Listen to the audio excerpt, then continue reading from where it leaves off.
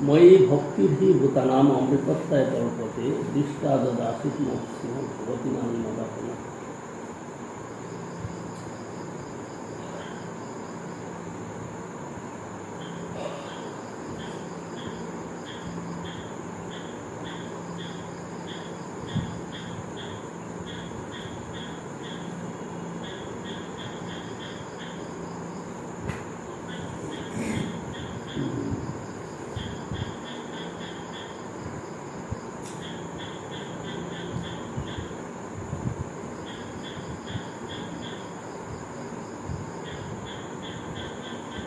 এইসব অর্থপূর্ব স্বরূপের সনে রাত্রিদিনের ঘরে বসি করে আসতাম। নিত্যকালে সেইভাবে আবিষ্ট হইয়া শ্লোক করি নাচে জগন্নাথ স্বরূপের ভাগ্য না যায় বর্ণন প্রভুকে আবিষ্ট যার কাজ উত্তম। স্বরূপের ইন্দ্রিয়ে প্রভুর নিজেন্দ্রিয় গণ আবিষ্ট হইয়া করে প্রাণ আশ্রয়। ভাবের আবেশে প্রভু ভূমিতে বসিয়া তর্জনীতে ভূমি রেখে অধমুখ হইয়া অঙ্গুলিতে কত হবে জানি দামোদর ভয়ে নিজ করে নিবারে প্রভু করে। প্রভুর ভাবানুরূপ স্বরূপের গান যবে যেই রস তাহা করে মুক্তি। জগন্নাথের দেখে শ্রীমুখ কমল, তাহার উপর সুন্দর নয়ন জীবন সূর্যের কিরণে মুখ করে জগমল। মাল্যবস্ত্র দীপ অলঙ্কার করিল, প্রভুর হৃদয় আনন্দ সিন্ধু করিল। উন্মাদ ঘণ্টা বা তৎক্ষণ আনন্দন মাঝে ওঠায় ভাবের তরঙ্গ, নানা ভাব সৈন্য বুঝিল দুঃতরঙ্গ। ভাবোদয় ভাব শান্তি সন্ধি সাবল্য, সঞ্চারী সাক্ষী স্থায়ী স্বভাব প্রাবল্য। প্রভুর শরীর জন্য শুদ্ধ হেমাচল, ভাব পুষ্পগুণ তাই পুষ্পিত সফল। দেখিতে আকর্ষে সবার চিত্তমান, প্রেমামৃতে বিশ্বে প্রভু শিল্প সবার মন। জগন্নাথ সেবক রাজপত্রগণ নিতাই গৌর প্রেমানন্দে হরি। জগন্নাথ সেবক যত রাজপত্রগণ, যাত্রীগুলো নীলাচল বাসী যত যান।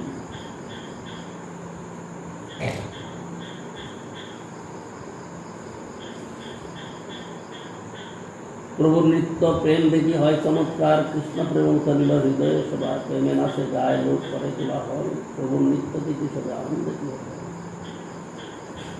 অন্যের কি দায় জগন্নাথ হলধর, প্রভুর নৃত্য দেখি সুখে চলিলাম অন্তর।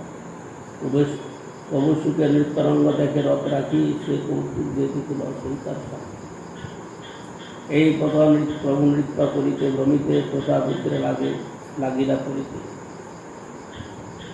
সম্ভ্রমে প্রতাপরুদ্র প্রভুকে ধরিল, তাহাকে দেখিতে প্রভুর বাহ্যচার হইল।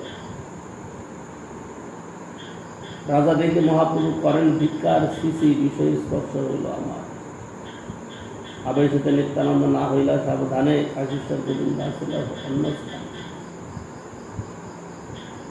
দত্তবী রাজার দেখি হারির সেবন, প্রসন্ন হইয়াছে তারে মিলিবারে মন।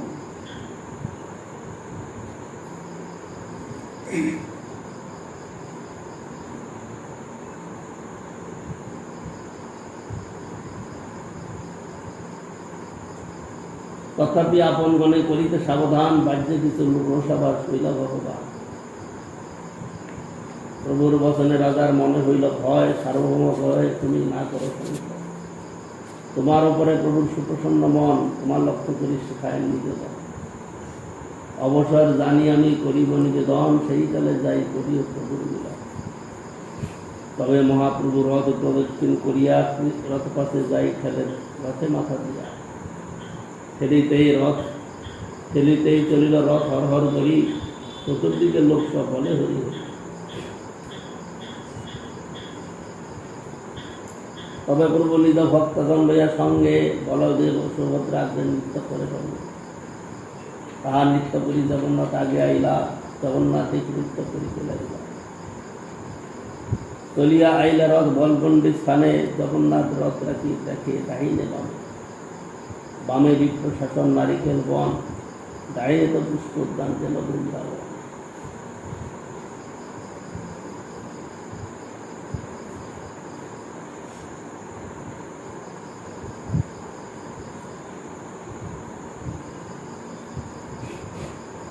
আগে নৃত্য করে গৌর লইয়া ভক্তগণ,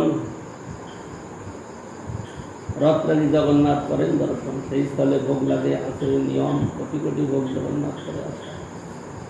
জগন্নাথের ছোট বড় যত ভক্তগণ নিজ নিজ উত্তম ভোগ করে সমর্পণ। রাজা রাজমহিষী বৃন্দ, পাত্র মিত্রগণ, নীলাচলবাসী যত ছোট বড় জন, নানা দেশের দেশি যত যাত্রীক জন নিজ নিজ ভোগটা করে সমর্পণ। আগে পাশে দুই পাশে পুষ্পদান বনে, যেই যা পায় লাগায় নাই করি।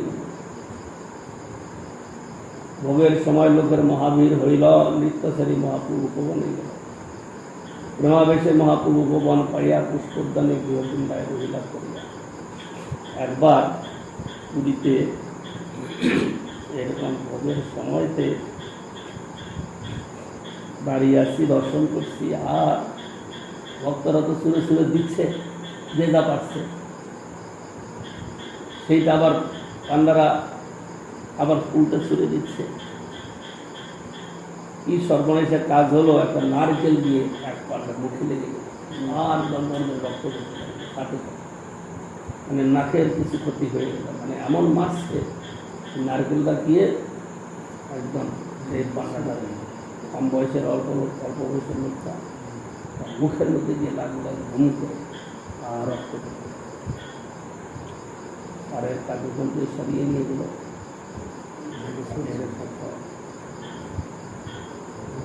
আমি নিজের চোখে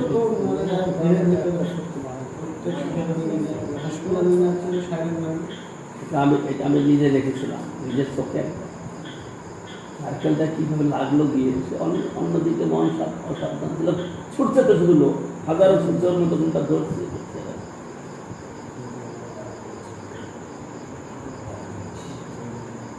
নিত্য পরিশ্রমের প্রবর দেহে ঘন ধর্ম, সুগন্ধি শীতল বায়ু করেন সেবন।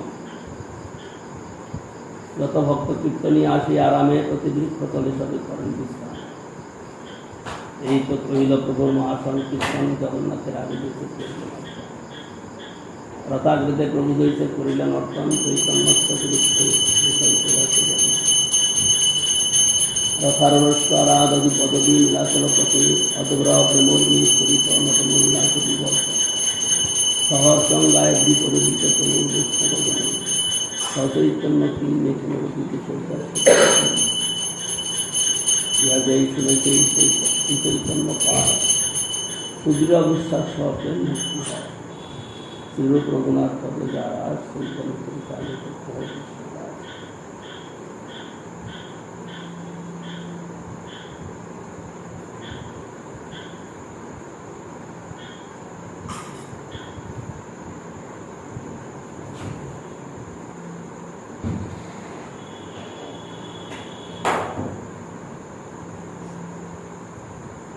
তো করেছিলাম না,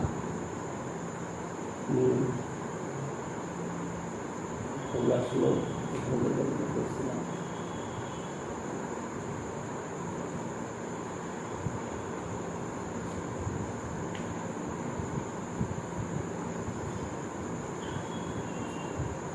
গৌর পশ্চাৎ গোবিন্দ শ্রীলক্ষ্মী বিজয় উৎসবম শ্রুতা গভীর সুল্লাসম হৃষ্ট প্রেমা নমস্ত। জয় জয় গৌরচন্দ্র শ্রীকৃষ্ণ চৈতন্য, জয় জয় নিত্যানন্দ, জয় অদ্বৈত ধন্য, জয় জয় শ্রীবাসতী গৌর ভক্তগণ, জয় শ্রোতাগণ যার গৌর প্রণধন। এই মতো প্রভু আছেন প্রেমের আবেশে, হেনকালে কোথার পুত্র করিল প্রবেশে। সার্বভৌম উপদেশে সারি রাজবেশ, একলা বৈষ্ণব বেশে করিল প্রবেশ। সব ভক্তের আজ্ঞা নিল জোরহাত হইয়া, প্রভুপদ ধরি করে সাহস করিয়া। আখিমুদি প্রভু প্রেমে ভূমিতে শয়ান, নিপতি নৈপুণ্যে করে পদ সম্বাহন। রাসলীলার শ্লোক করি করেন স্তবন, জয়তীতে অধিকং অধ্যায় করেন পঠন।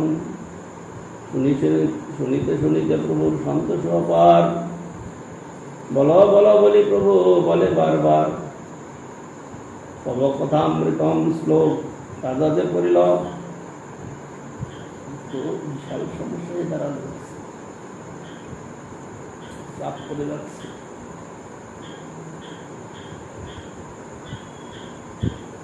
অতি প্রেমাবেশে প্রভু আলিঙ্গন করিল, তুমি মোরে দিলে বহু অমূল্য রতন, মোর কিছু দিতে নেই দিল আলিঙ্গন। বলি সেই শ্লোক করে বারবার। দুজনার অঙ্গে কম্প নেত্রে জলধার, তব কথামৃতম তপ্ত জীবনং কবিরীতম, কলমশপহম শ্রবণ মঙ্গলং শ্রীমদত্তং, ভুবি গৃহ্ণন্দিতে ভুরি দজনা। হে প্রিয়, বহু জন্মের বহু সুকৃতিকারী পুরুষগণ জগতে আসিয়া তোমার প্রেম তত্ত্ব ব্যক্তিদিগের জীবন স্বরূপ, কবিদিগের সঙ্গীত অনুষ্ণাসী শ্রবণ মঙ্গল সর্বোৎকৃষ্ট সর্বব্যাপক তোমার কথামৃত জ্ঞান করিয়া থাকে। এই শ্লোকে কথামৃতের মহিমা বললেন।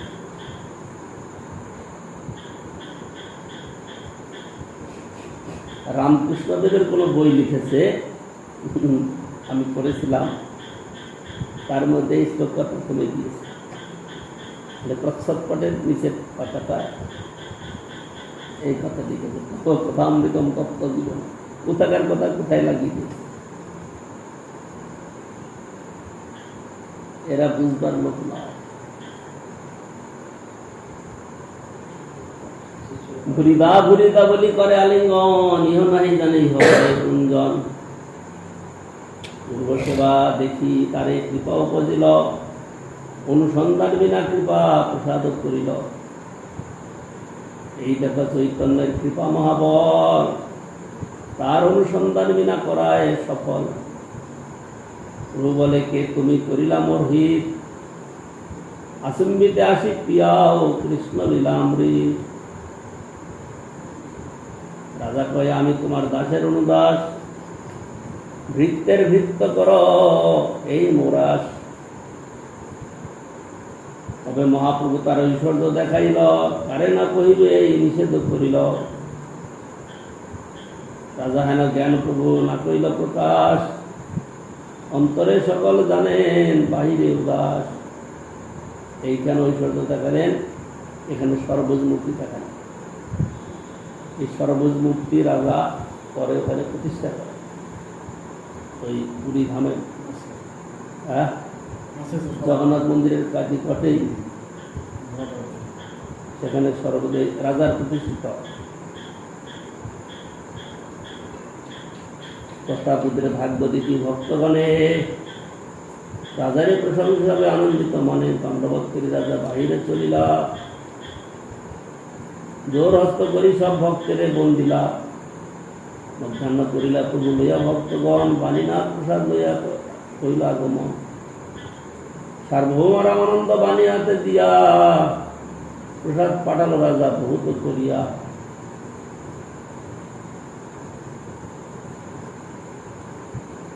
বলগণ্ডী ভোগের প্রসাদ উত্তম অনন্ত, নিঃশক্তি প্রসাদ আইল যার নাহি অন্ত।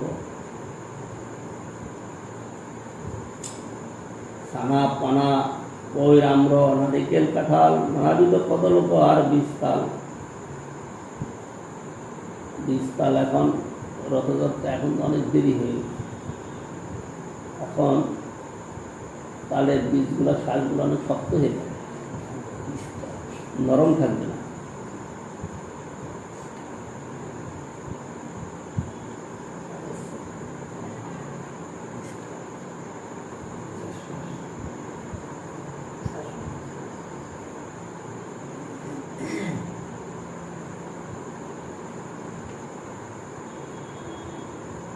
নারঙ্গ সোলঙ্গ টাবা কমলা বিস্কুট, বাদাম সোয়ারা দ্রাক্ষা পিণ্ড প্রচুর, মনোহরা লাড্ডু আদি সতেজ প্রকার, অমৃত গুটিকা আদি কৃষ্ণাপার। অমৃত মন্ডা সর্বতী আর কুমড়া করি, সরামৃত সর্বদার সরপুরি।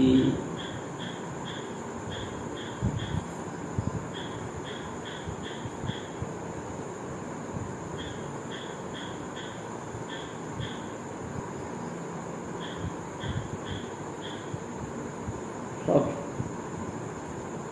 শুকনা ভোগ, সব মিষ্টি ফল দেখলাম।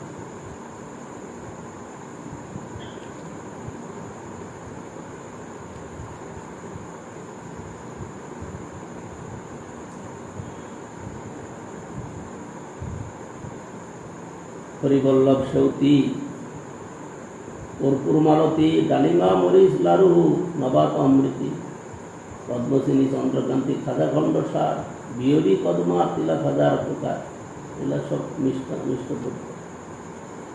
নারঙ্গ সুলঙ্গ আমরা বিক্রয়ের আকার ফুল ফল পত্রযুক্ত খণ্ডের বিকার।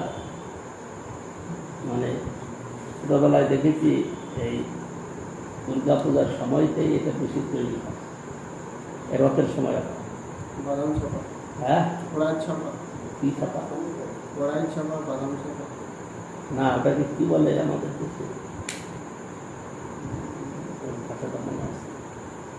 এই চিনি দিয়া বানায়, রথ বানায়, পক্ষী বানায়, হাতি বনে হাতি গনে, হাতি ঘোড়া সব কিছু বানায়। আর কি নাম? রথের সময় রথে করে রথের সময় আর দুর্গা পূজার সময়। দুর্গা পূজার সময় একটা বাতাসা বানায়, জানো? দুর্গা পূজার সময় তো ওই দশমীর দিনে ওটা মনসা পুজোর সময় আমাদের এই বড় বড় বাতাসা। এত বড় বড়। সেই আমরা এখন আর এখন আর বোধহয় হয় না, এত বড় বাতাসা আমার মনে আছে। ওই আমাদের মনসা পুজোর সময় অত বড় বাতাসা। এত বড় মটকা করে এইসব বাড়ি বাড়ি নিরানা হতো, সন্দেশ আর এই বাতাসা। এখন ওটা উঠে গেছে।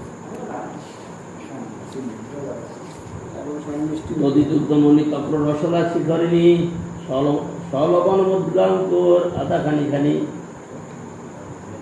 লেম্বু কুল আদি নানা প্রকার আচার দেখিতে না পারি প্রসাদ কতক প্রকার।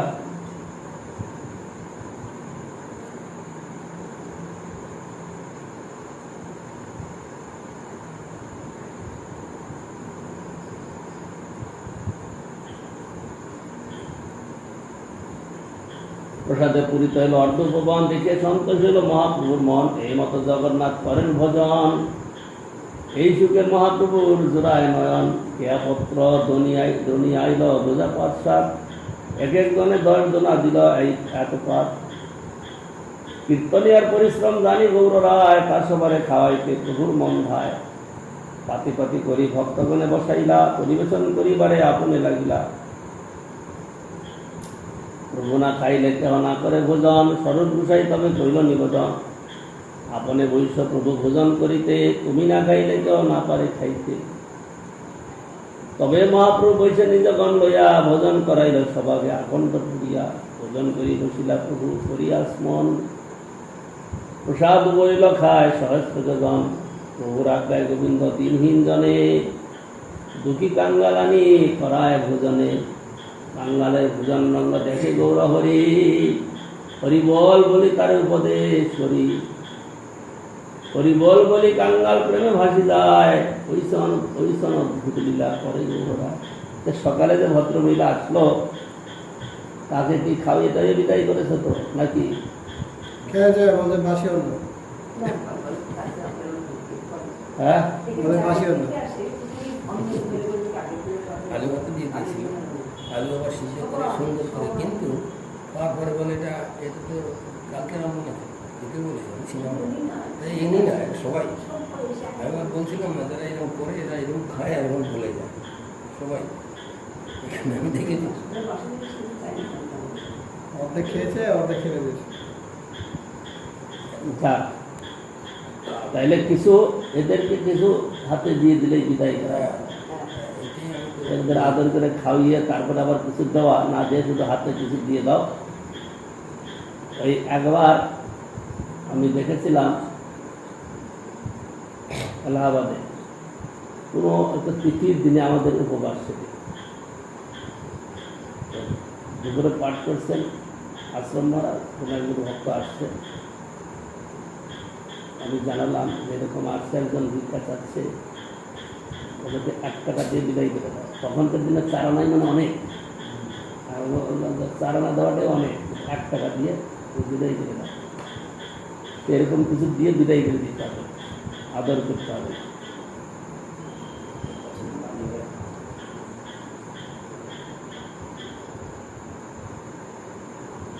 বলার সময় খুব আপত্তি বিনতি করে বলে তো আইনি দেয় আমাদের খাবো, আমি দিদি পাবো, খাওয়ার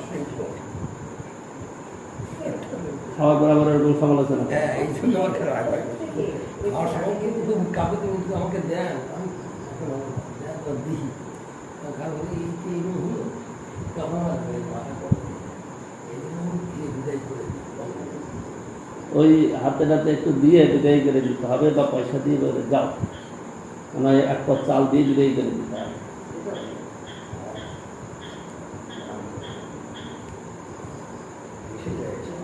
ইহা জগন্নাথের রথ চলানোর সময় গৌর সব রথ টানে আগে নাহি যায়। এরা খাওয়ার অভাবে আসে না তো, এরা পয়সা জমানোর অভাবে আসে। এদের খাওয়া ঘরে আছে।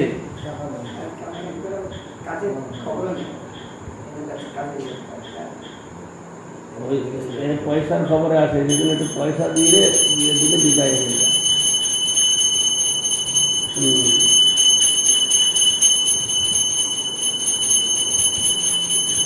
আজকালকার দিনে খাওয়ার অভাব নাই, লোকের ঘরে খাওয়ার কিছু আছে।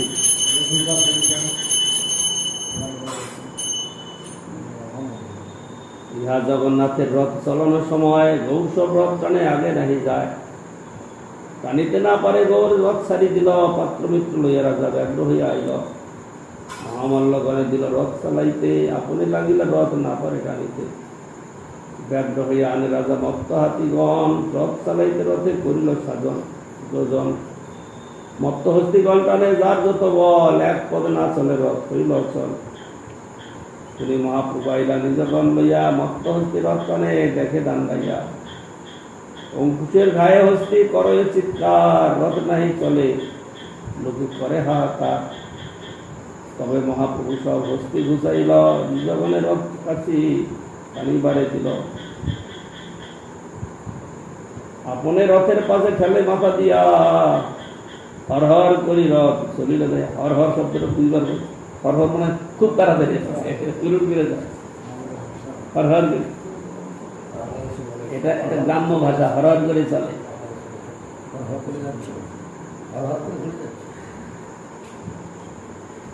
ভক্তগণ কাশি হাতে পরিমাত্র ধায়, আপনি চলে গেল রথ টানিতে না পায়।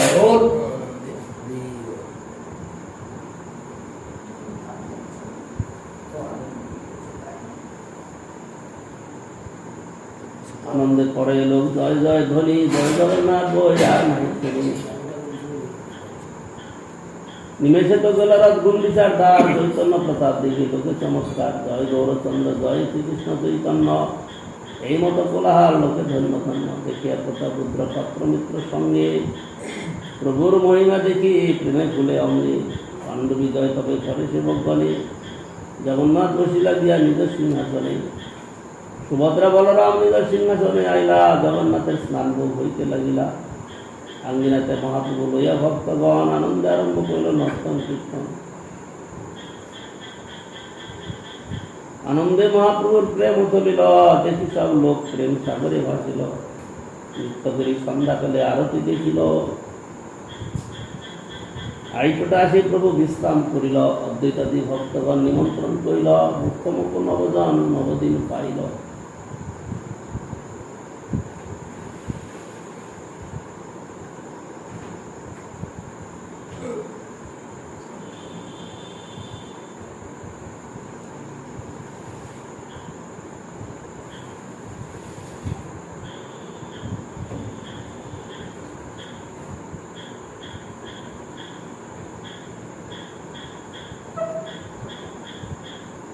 আর ভক্তগণ চাতুর্মাসে যতদিন এক একদিন করে করিল বন্টন। 4 মাসের দিন মুখ্য ভক্ত বাড়ি নিল, আর ভক্তগণ অবসর না পাইল। একদিন নিমন্ত্রণ করে 2-3 মিলি, এই মতো মহাপ্রভুর নিমন্ত্রণ করি। প্রাতকালে স্নান করি দেখি জগন্নাথ, সংকীর্তনে নৃত্য করে ভক্তগণ সাথ। প্রভু অদ্বৈতে না চায় প্রভু নিত্যানন্দে, প্রভু হরিদাসে না চায় প্রভু অদ্বৈত আনন্দে। প্রভু বক্রেশ্বরে প্রভু আর ভক্তগণে, ত্রিসন্ধ্যা কীর্তন করে গুন্ডিচা প্রাঙ্গণে। বৃন্দাবনে আইলা কৃষ্ণ এই প্রভুর জ্ঞান, কৃষ্ণর বিরহ স্ফূর্তি হইল অবসান। রাধা সঙ্গে কৃষ্ণলীলা এই হল জ্ঞানে, এই রসে মগ্ন প্রভু হইলা আপনে। নানা উদ্যানে ভক্ত সঙ্গে বৃন্দাবন লীলা, ইন্দ্রতুম্ন সরোবরে করে জল খেলা। আগমনে সকাল ভক্তের ছিনছে জল দিয়া, সব ভক্তগণ ছিনছে চৌদিকে বেরিয়া। প্রভু এক মণ্ডল, প্রভু অনেক মণ্ডল, জল মণ্ডক বাদ্যে সবে বাজায় করতাল। দুই দুই জনে মিলি করে জল রন, কেহ আরে কেহ দিনে প্রভু করে দর্শন। অদ্বৈত নিত্যানন্দের জল ফেলা ফেলি, আচার্য হারিয়া পাশে করে গালাগালি। বিদ্যানীতির জল কেলি স্বরূপের সনে, গুপ্ত দত্তের জল কেলি করে দুইজনে। শিবার সহিত জল খেলে গদাধর, রাঘব পণ্ডিত সনে খেলে বক্রেশ্বর। সার্বভৌম সঙ্গী খেলে রামানন্দ রায়, গাম্ভীর্য গেল দোহার হইল শিশুর পায়। মহাপ্রভু তা দোহার চাঞ্চল্য দেখিয়া, গোপীনাথ আচার্য কিছু কহেন হাসিয়া। পণ্ডিত গম্ভীর হয়ে প্রামাণিক জন, বাল চাঞ্চল্য করে করাও বর্জন। গোপীনাথ কয়ে তোমার কৃপা মহাসিন্ধু, উচ্ছলিত করে যাবে তার এক বিন্দু। এরূপ মন্দর পর্বত যুবা যত তথা, এই দুই গণ্ডশৈল ইহার কা কথা। শুষ্ক তত্ত্ব খলি খাইতে জন্ম গেল যার, তারে লীলামৃত পিয়াও এ কৃপা তোমার। হাসি মহাপ্রভু তবে অদ্বৈত আনিল,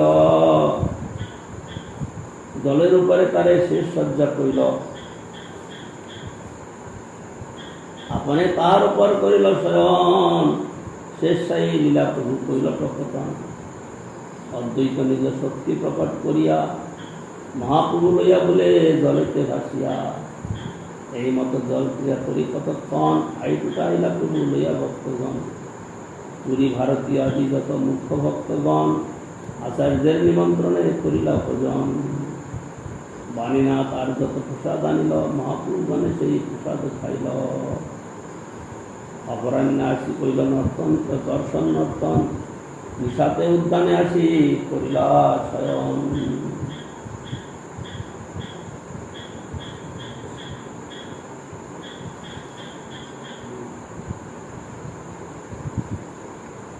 সেদিন সর্বদা আমাদের কৃষ্ণের কথা বলে করতে পারি না, যদি সর্বদা আমাদের কথা আছে। পাঠ করেছিলাম যে সেদিন, হ্যাঁ সর্বদা আমাদের কৃষ্ণের কথা অল্প পাঠ করেছিলাম, অল্প বাকি ছিল।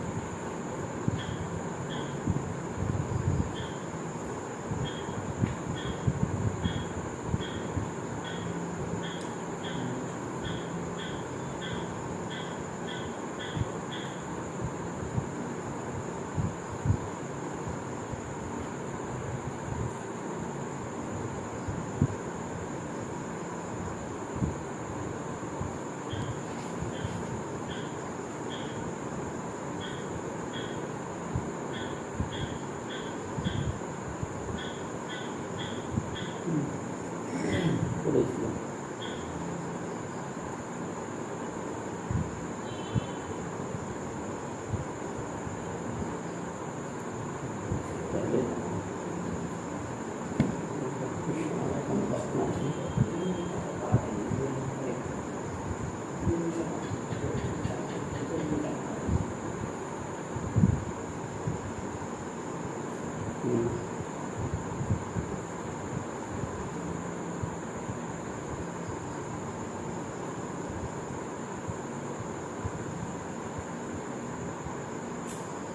সাধু শাস্ত্র কৃপায় যদি কৃষ্ণ উন্মুখ হয়, সেই জীবন স্তরে মায়া তাহারে সারয়। দৈবিক দেশে গুণময়ী মম মায়া দূরত্বয়া, নামে মধ্যে প্রবদ্ধন্তে মায়ানুকান প্রবৃত্তি। মায়া মুগ্ধ জীবের নেই শত কৃষ্ণ জ্ঞান, জীবের কৃপায় কইলা কৃষ্ণ বেদ প্রাণ। শাস্ত্রগুরু আত্মরূপে আপনারে জানান, কৃষ্ণ মোর প্রভু প্রাতা জীবের পাই জ্ঞান।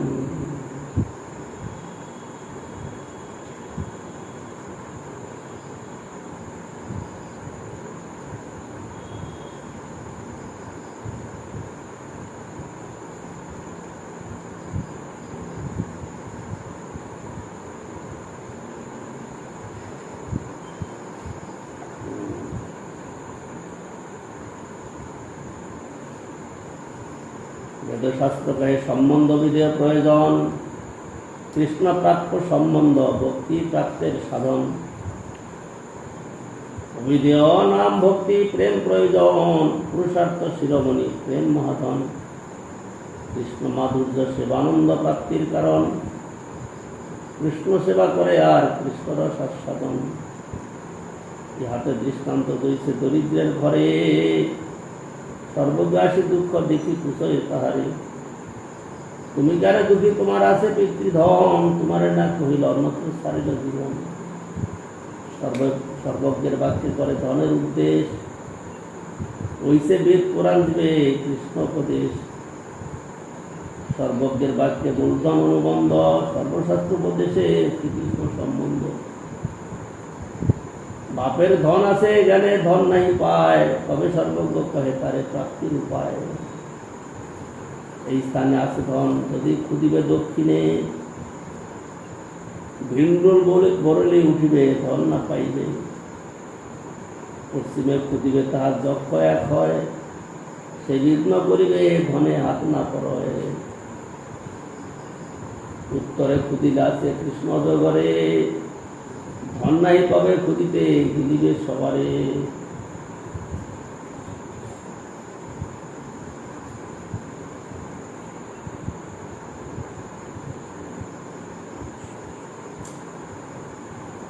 উপমেয় যথা পূর্ব দিকে কৃষ্ণ ভক্তি,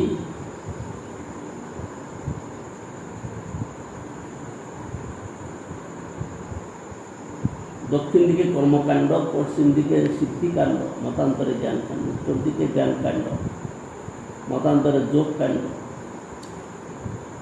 যার উপমান যথা পূর্ব দিকে পিতৃধন, দক্ষিণ দিকে ভিমরুল বরিলি, পশ্চিম দিকে যক্ষ, উত্তর দিকে কৃষ্ণ শব্দ। দক্ষিণামার্গীয় সাধনী ফলভোগ পর কর্মকাণ্ড, জনদণ্ডগণ দক্ষিণা গ্রহণ করিয়া ফল আরোপ করে। এই কর্মমার্গের জীব ভোগ বাসনারূপ ভিমরুল বরুলি কর্তৃক দষ্ট হইয়া ক্লেশ লাভ করে। ইহাতে তার ভোগের আশা পূর্ণ হয় না, উত্তরোত্তর বৃদ্ধিপ্রাপ্ত হয়।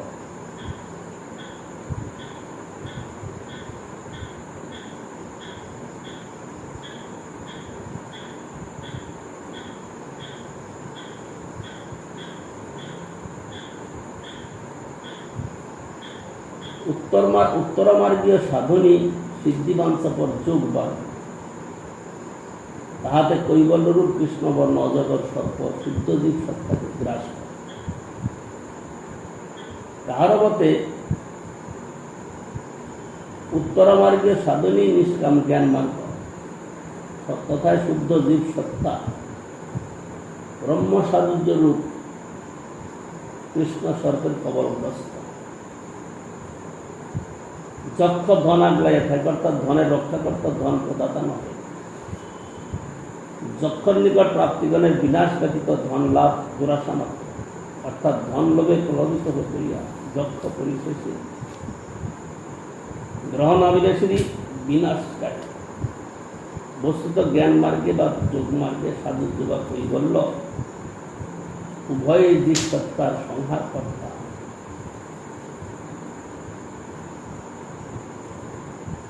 যোগ মার্গেতে পরমাত্মা দর্শন, জ্ঞান মার্গেতে ব্রহ্ম দর্শন, সাধুর্য মুক্তি। এই দুই বস্তুই ভক্তগণের কাছে অনাদরণীয়, আদরণীয় নয়। শুধু তাই নয়, এই দুইটাকে নরকের সঙ্গে তুলনা করেছে। সেই জন্য ঋষিকেশ মহারাজ বলছিলেন যে তোমরা কখনো মুখেও বলবে না মুক্তি চাই।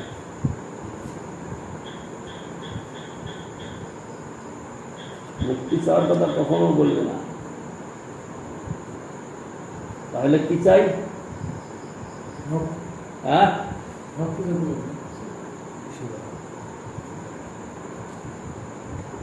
ভক্তি চাই না, সেবা চাই। সেবাই ভক্তি।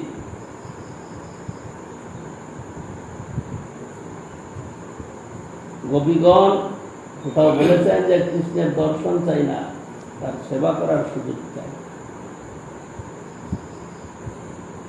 কৃষ্ণ ভক্তি বদ্ধজীবের পূর্বর্ত সিদ্ধ ধন, তাহা লাভ করিয়া শুদ্ধ জীব নিত্যকাল ধনী। ভক্তি দনহীন ব্যক্তি জড়িয়ে নশ্বর ভাবগ্রস্ত হইয়া কখনো কর্মফল রোগ ভিনরুলের দংশনে ছটফট করে, ধন পান না। আবার কখনো কৃষ্ণের দিকে পশ্চাৎ করিয়া অহংগ্র উপাসনায় বা কৈবল্য সাধনে ব্যস্ত হইয়া যোগ যক্ষ কর্তৃক প্রেম ধন হইতে বঞ্চিত হন। আবার উত্তরে অর্থাৎ শুদ্ধ জীব সত্তার রাহিত্যে সাধুজ্য বা কৈবল্য সর্পের গ্রাসে পতিত হইলেও ধন লাভ করেন না। এদের ধন পাবে কোথায়?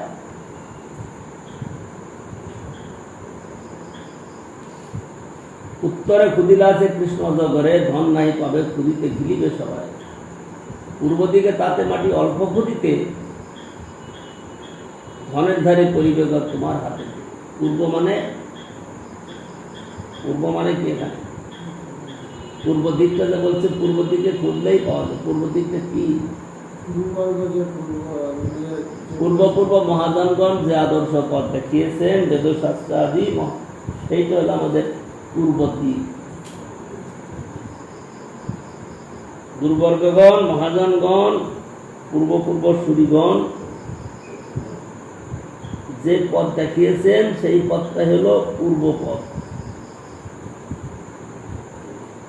পূর্ব দিক। সেইটা হলো পূর্ব দিক। এই দিকে গেলেই সহজেই লাভ হয়। নিজেরা স্বতন্ত্রভাবে কিছু করতে গেলে সেখানে কিছু লাভ হয় না। এই কথাটাই বোঝাতে চাচ্ছেন দৃষ্টান্ত দিয়ে। পূর্ব দিকে তাতে মাটি অল্প খুদিতে, ধনের ধারে পরিবেগ তোমার হাতেতে।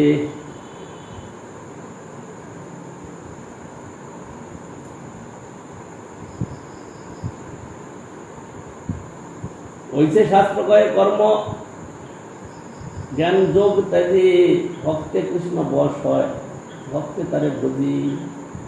ন সাধয়তি মাং যোগ ন সংখ্যং ধর্ম উদ্ধব, ন সাধ্যায় স্তবস্তব যথা ভক্তির মম উজ্জিতা।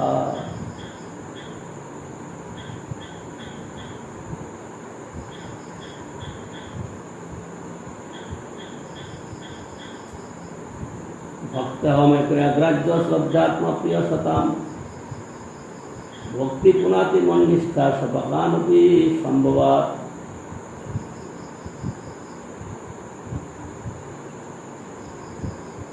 সাধুদিগের প্রিয় আমি, অনন্য শ্রদ্ধাজনিত ভক্তি দ্বারাই প্রাপ্ত হই।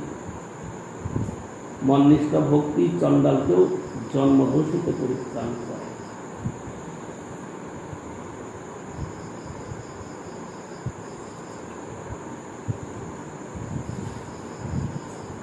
অতএব ভক্তি কৃষ্ণ প্রাপ্তির উপায়, অবিদেয় বলি তারে সর্বশাস্ত্রে গায়। ধন পাইলে কইছে সুখ ভোগ ফল পায়, সুখ ভোগ হইতে দুঃখ আপনি ফলায়। কইছে ভক্তি ফলে কৃষ্ণের প্রেম উপজয়, প্রেমে কৃষ্ণাস্বাদ হইলে ভবনাশ পায়। এইসব দার্শনিক কথা কয়জনে বুঝবে? কে বুঝবে বা বুঝবার চেষ্টা করবে? এসব দার্শনিক কথা।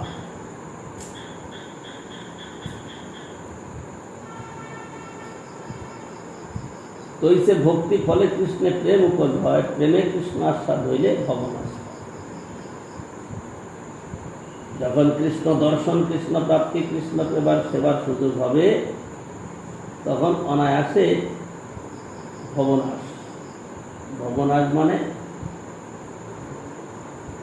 অনাদিকাল থেকে জীব যে ভগবত বিমুখ হইয়া সংসার চক্রে পড়ে, কখনো স্বর্গে কখনো নরকে আদি স্থানে ভ্রমণ করছে, এইটা হলো ভব। কৃষ্ণ প্রেম আস্বাদন হলে পরে অনায়াসে ভবনাশ হয়ে যায়।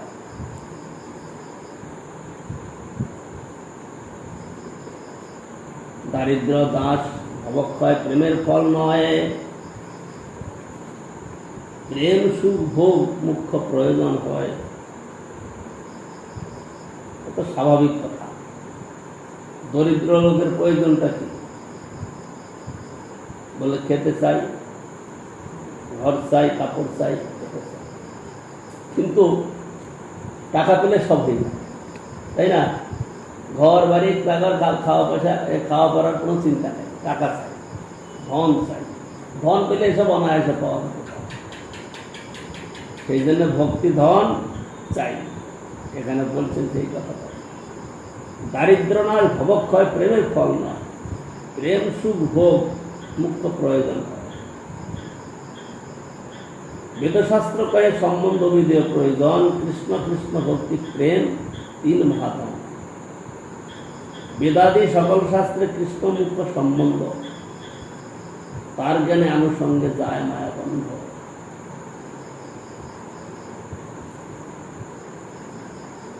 ব্যামোহায় চরাচরস্য জগতস্তে তে পুরাণাগমা তাং তামেব হি দেবতাং করি পরমিকাং জল্পন্তু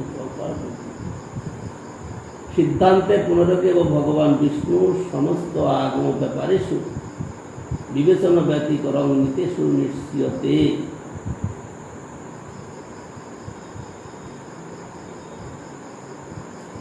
সেই সেই পুরাণ আগম গ্রন্থ সকল তত্ত্ব উদ্দিষ্ট দেবতাগণকে চরাচরের বহু উৎপাদনের জন্য প্রধান বলিয়া কল্প অবধি কল্পনা করিতে থাকুন।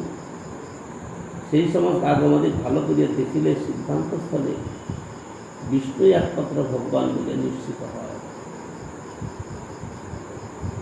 যে যত পুরাণ আছে সেই সেই পুরাণে এক এক দেবতাকে প্রাধান্য করছে।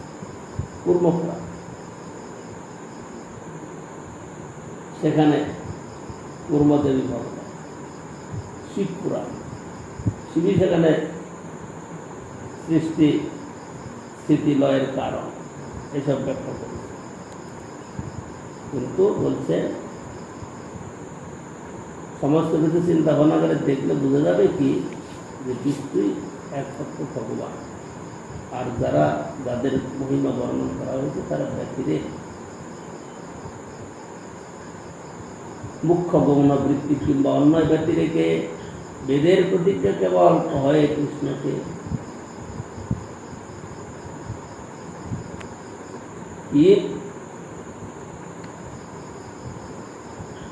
কিমবিদত্তে কিমাসষ্টে কিমনুদ্ধ বিকল্পয়ে ইত্যস্যা হৃদয়ং লোকে নান্য মদবিদ কর্ষণ মাং বিদত্তে অবিদত্তে মাং বিকল্প আবর্জতে জহম এতাবান সর্ববেদার্থ শব্দ আস্থায় মাং বিদাম মায়ামাত্র মনুদ্দান্তে প্রতিষিদ্ধ প্রসিদ্ধতি।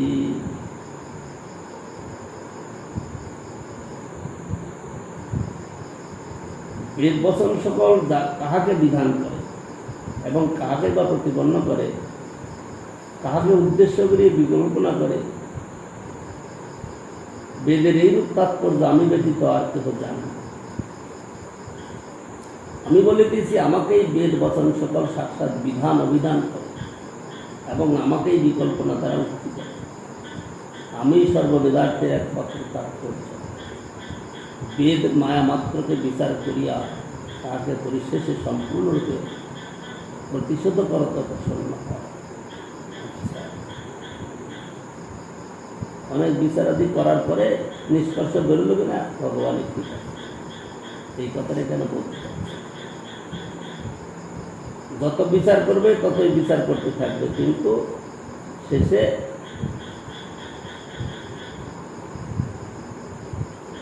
যখন ভগবান বলে নিশ্চিত হন যে ভগবানের আরাধনাই যথেষ্ট, তখন আর শাস্ত্র বিচার থাকে না, তখন কেবল মহিমা শ্রবণ। ইয়েতে গৌহাটিতে একবার ঘটনা ঘটেছিল। সন্ন্যাসী মহারাজ গিয়েছেন, তখন রাম ভরসে তখন ওখানে আছে সেবক। রাম ভরসে একটু উদ্যমী আছে, সে সেখানে প্রচার শুরু করেছে। কি বই বিক্রি, সেখানে সব রকমের বই আছে, ইস্কনের বই আছে, সব বই আছে। প্রচার শুরু করেছে। ওর প্রচারে অনেক লোক আকৃষ্ট হয়েছে, অনেক লোক যাতায়াত করে, অনেক মারাজদের সঙ্গে পরিচয় হয়েছে, অনেক কিছু হয়েছে। সন্ন্যাসী মহারাজ দিয়েছেন একদিন পাঠের সময়তে, তিনি বলছেন ইসকনের নাম নিয়ে তারা গীতার জ্ঞান দেয়। তাহলে গীতার জ্ঞান তো প্রাথমিক, আমাদের তো প্রথমে গীতার জ্ঞান, তাহলে গীতা পড়নে আবার গীতার জ্ঞান। গীতা পাঠ বাদ দিয়ে চৈতন্য ভাগবত করলে বাবার পরাম পর্যালোচনা সহ্য করতে পারে না, ঝগড়া লাগে। আমি শুনেছি পরে জোর ঝগড়া, মানে একদম বিশাল ঝগড়া, কিছুতেই মানবে না, আর জোর ঝগড়া। তাহলে ইসকনকে শুধু নিন্দা করবেন আপনারা, সেই কাজ নাই। ইসকন যা করছে আপনারা করতে পারেন। চৈতন্য ভাগবত পাঠ করতে পারছেন, গীতা না পড়ে চৈতন্য ভাগবত করলেও না। কেন? সেই কথাটা এখানে তাৎপর্য।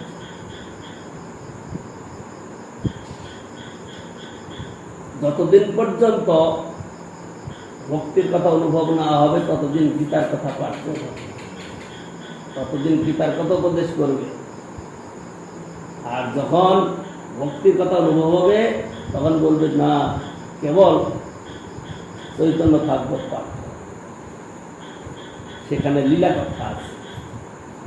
জ্ঞানের কষ্টসানিতে কিছু লাভ হবে না, জ্ঞানের কষ্টসানি করে কিছু লোককে আকৃষ্ট করা যায়, গীতার জ্ঞান, কর্মযোগ, এইসব কথা মুখে বলতে পারে, কিন্তু বাস্তবিকতে কিছু লাভ হবে না। একবার গিয়েছিলাম শিলিগুড়ি, অনিলবাবুর বাড়ি। অনিলবাবু তো ধনীমানী লোক, অনেক 600 কোটি টাকার মালিক, ওরা 5-6 ভাই, বিরাট সম্পত্তির মালিক। ওদের কয়েকটা চা বাগান আর ওই চুক্তি আছে, কিন্তু ভাইগুলা বেশি বুদ্ধিমান না, মানে খুব লেখাপড়া শিখবে যে করে এরকম। কিন্তু ভাগ্য খুলে গেছে বাবার সময় থেকে। আর অনিলবাবু বড় ভাই ছিল, মিলে দিলে অনেক অনেক ধনী, কয়েকশো কোটি টাকার মালিক।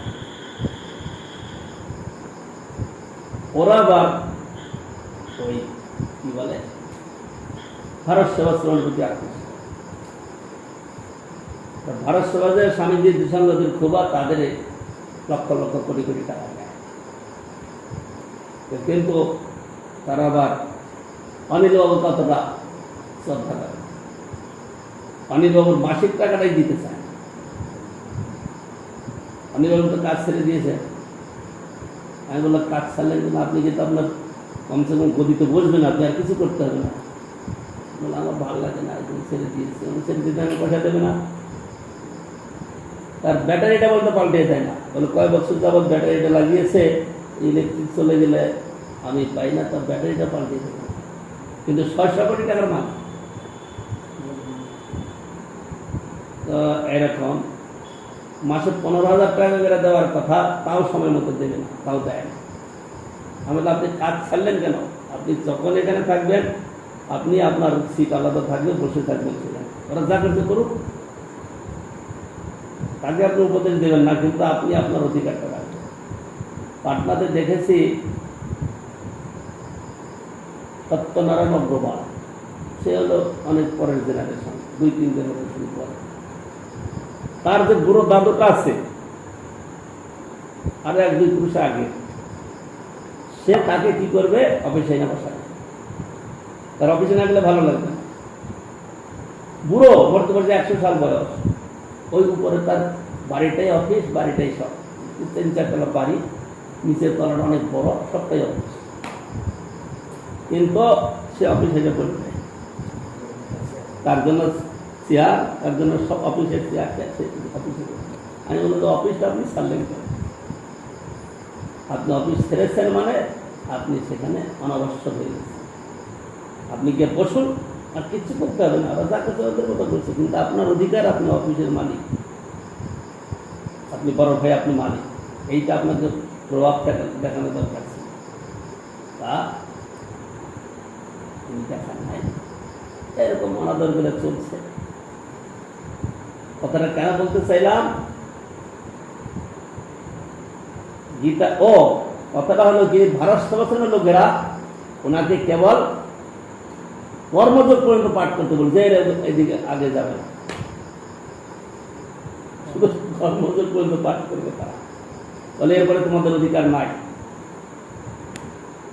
তা আমি গিয়েছিলাম, তো অনিল বাবু আমাকে বললো ওরা এই টাইমে অফিসে বসে সব, মানে বৈঠক খানা দুপুরের ভোজনের পরে,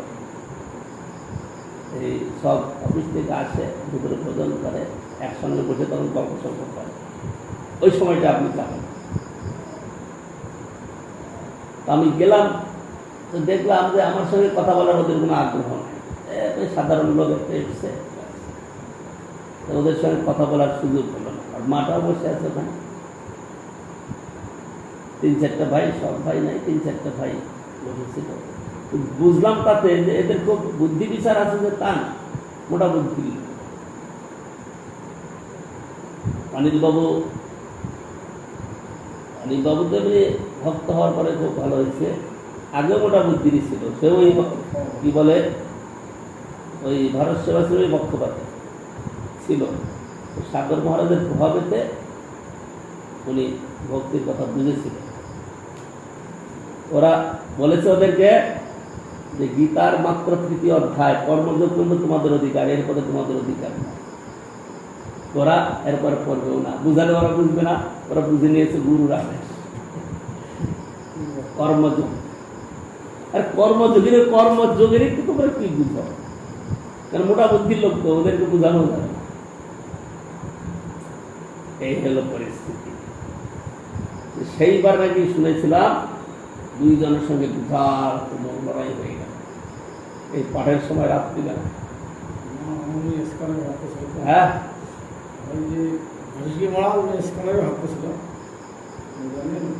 হ্যাঁ,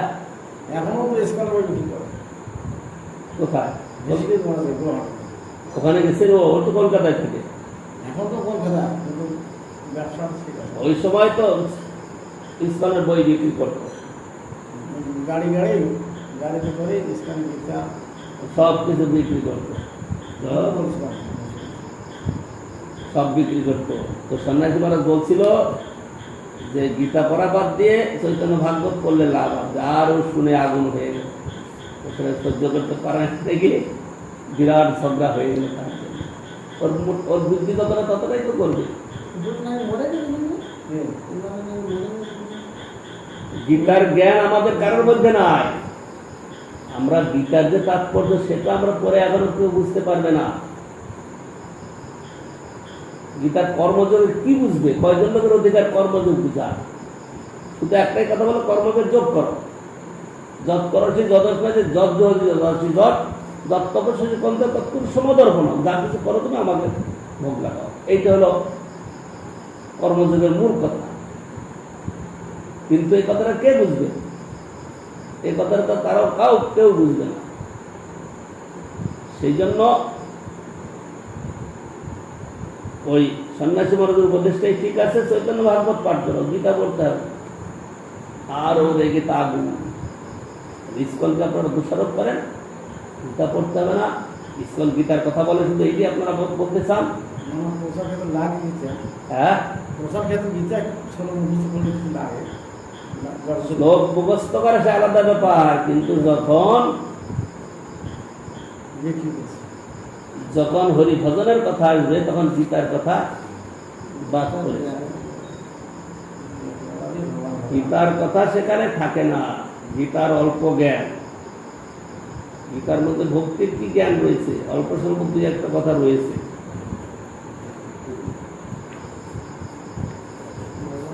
মুক্ত গৌণ বৃত্তিকে বর্ণ ব্যক্তি রেখে বেদের প্রতীকে কেবল কয় কৃষ্ণকে। কৃষ্ণের স্বরূপ অনন্ত বৈভব অপার, চিৎশক্তি মায়া শক্তি জীব শক্তি আর বৈকুণ্ঠ ব্রহ্মাণ্ডগণ শক্তি কার্য হয়, স্বরূপ শক্তি কার্যে কৃষ্ণ সমাশ্রয়ে।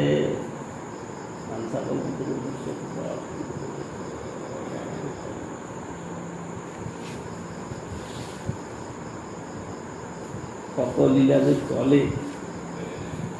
চৈতন্য ভাগবত পাঠ করে তাদের তুমুল ঘটনা, লড়াই শুরু হয়ে গেছে। সে মঠ থেকে লেগে চলে যাবে, এই করবে, এরকম উৎপাত শুরু করে দিলেন।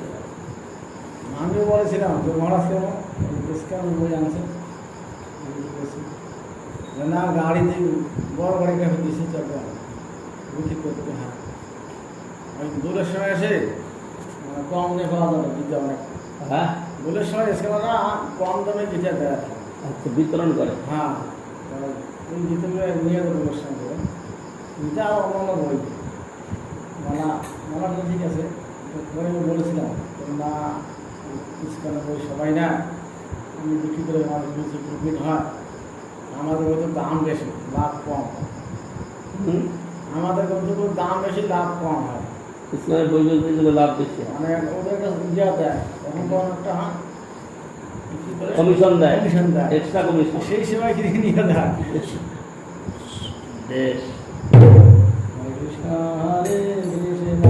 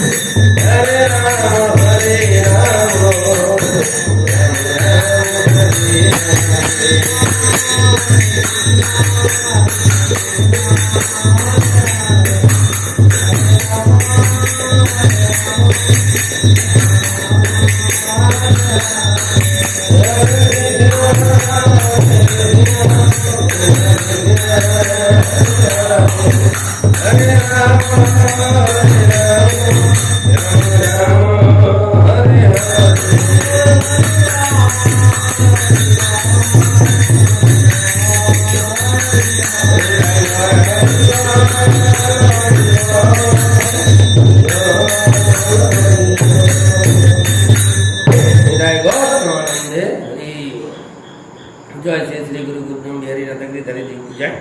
जय ओम विष्णु श्री भक्ति विहारी ओम विष्णु की जय। जय नित्य गुरु विष्णु श्री तुलसी महाराज की जय। जय नित्य श्री भागवत विष्णु महाराज की जय। जय नित्य गुरु भक्ति गोविंद विष्णु महाराज की जय। जय नित्य गुरु सत्य विष्णु महाराज की जय।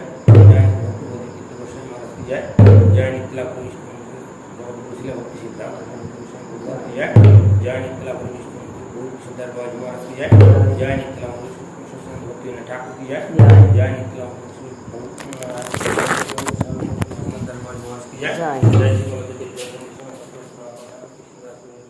जय जय